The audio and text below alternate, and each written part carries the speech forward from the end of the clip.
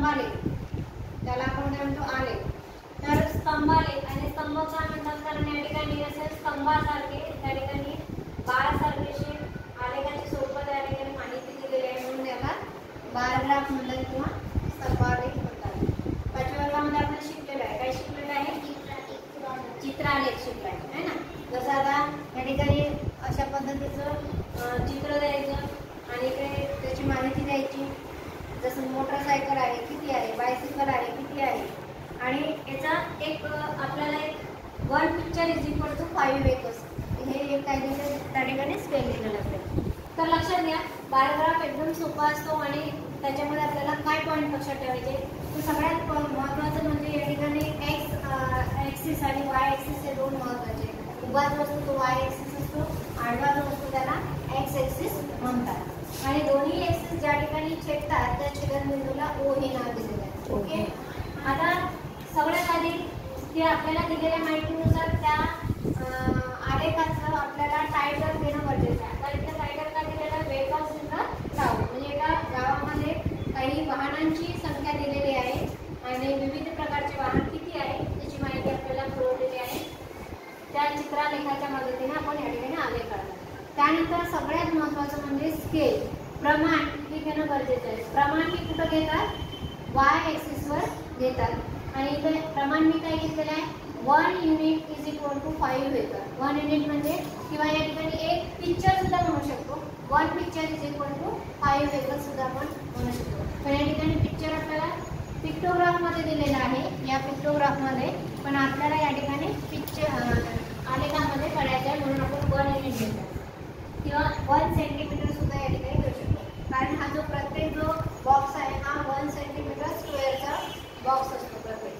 ठीक आहे, आता या ठिकाणी माहिती त्या गावामध्ये आता काय दिलेले आहे, बायसिकल आहे, त्या किती दिलेल्या आहे, बायसिकल किती आहे बघा बरं. हा आकडा किती दिलेला आहे, तर वाय ॲक्सिसवर आता मी काय घेतलेलं आहे, नंबर ऑफ व्हेकल्स, म्हणजे त्या वाहनांची संख्या घेतलेली आहे वाय ॲक्सिस. त्यानंतर एक्स ॲक्सिसवर काय घेतलं आहे, नेम ऑफ व्हेकल्स. एक्स ॲक्सिसवर काय घेतलेलं आहे आपण, वाहनांची नावं घेतलेली आहे. आता पहिलं काय आहे, बायसिकल आहे, त्यानंतर दुसरं आहे मोटरसायकल आहे, त्यानंतर तिसरं ऑटो रिक्षा आहे, चौथा आहे बुलक कार्ट है ना. बुलक कार्ट म्हणजे माहिती आहे तुम्हाला, बैलगाडी. तर बायसिकल, आता या ठिकाणी सायकली किती आहेत, मग या टाउनमध्ये या गावामध्ये सायकली 30 दिसत आहे बघा. या 30च्या समोर आपण या ठिकाणी हा बार ग्राफ काढलेला आहे आणि या ठिकाणी याला थोडंसं कलराईज केलेलं आहे. त्यानंतर मोटरसायकल किती आहे, 25. मोटरसायकलचे पिक्चर या ठिकाणी किती दिलेले आहे बघा. मोटरसायकल 1 2 3 4 5 पिक्चर दिलेले आहे आणि आपल्याला माहिती आहे 1 picture is equal to 5 vehicles, म्हणून या ठिकाणी 5 5 25 म्हणजे मोटरसायकल किती आलाय, 25 आले, बरोबर आहे समजलं. त्यानंतर ऑटो आहे, एकच पिक्चर दिलेला आहे ऑटोचं. मग ऑटो एक पिक्चर म्हणजे 5 ऑटो आहे त्या गावामध्ये. आणि बुलक कार्ट म्हणजे बैलगाडी आहे, हे 3 पिक्चर दाखवलेले आहे. 3 पिक्चर म्हणजे या ठिकाणी 5 3 15 त्या ठिकाणी काय आहे, बैलगाड्या गावामध्ये आहे. तर अशा पद्धतीनं आपण त्या ठिकाणी आलेखाची माहिती काढून आलेख त्या ठिकाणी ड्रॉ करून काही प्रश्नांची उत्तरे सुद्धा आपण त्या ठिकाणी सर्च करू शकतो किंवा शोधू शकतो. आता या ठिकाणी प्रश्न काय दिलेले आहे बघा. आता मी या ठिकाणी या आलेखावर आधारित एक प्रश्न तयार केलेला आहे. What information is given on x axis and Y axis.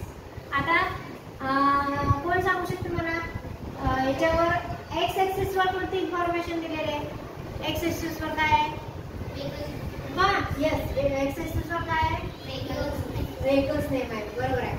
Smriti, on Y ॲक्सिसवर काय इन्फॉर्मेशन दिलेली आहे, वाय ॲक्सिसवर काय दिलेलं आहे ते आपण काय लिहिलेलं आहे, नंबर ऑफ व्हेकल्स. काय आहे, नंबर ऑफ व्हेकल्स. त्यानंतर then how many bullock carts are given in the town.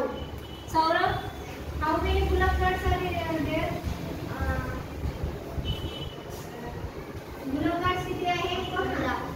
Yes, 15 म्हणजे 15. So there cards in that town. त्या गावामध्ये 15 बैलगाड्या आहेत.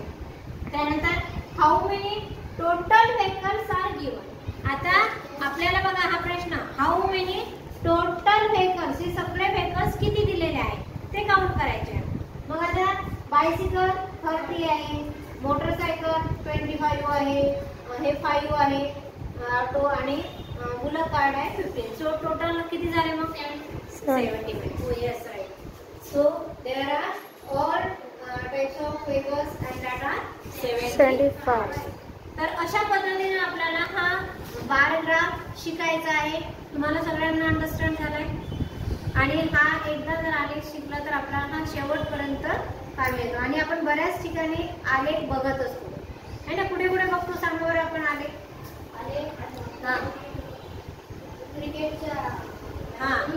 क्रिकेटच्या मॅच मध्ये टीव्हीवर स्क्रीनवर दाखवतात आहे ना, किती ओव्हरमध्ये बॉलची पोझिशन काय आहे, कुठे आहे, काय आहे, किंवा रन्स दाखवतात, कोणत्या ओव्हरमध्ये रन किती आहे, काय आहे की नाही.